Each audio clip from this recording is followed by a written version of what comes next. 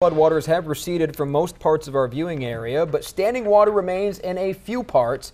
Fox Eastern Carolina News reporter Alize Proisy is in one of those trouble spots. She is in Vanceboro, where, Alize, how are things looking tonight?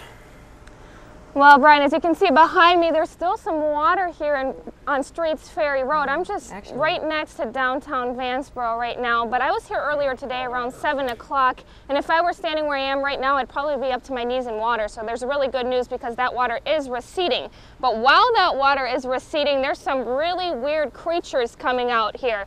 If you take a look down here, I don't know what this eel thing is. It might be a mud eel. But I don't know if you can see him. Okay, here, take a look at this crawfish. He's the active one. Maybe he'll nip this guy in the tail so he moves a little bit.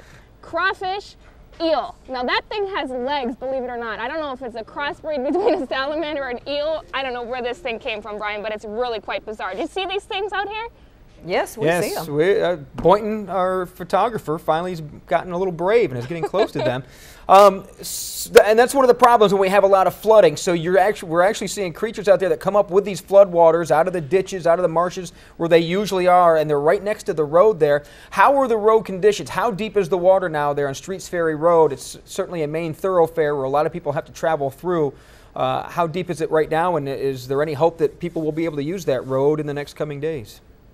Well, it looks like, I mean, if it's going down as fast as it has been lately, it will be. But, you know, if you look, you probably can't see because the lights aren't strong enough, but far in the distance, there's still a couple mailboxes that are almost covered by that water over there. So the streets are still pretty bad. I mean, they're impassable for most people. And I saw a couple of people earlier with some boats out here.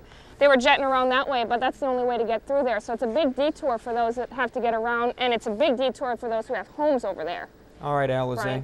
Thank you very much. Great video. Do not bring those back to the studio tonight either when you come back. I don't know, the crawfish, hey, in Louisiana. I don't know. Val, I think that's too small to eat, to tell you the truth. I'd be like, finger We just food. Need more of them, more of them. Thanks, Alize. Exactly. All right, Streets Ferry Road, the biggest problem is going to be where the bridge is, Little Swift Creek right there by 43. Now.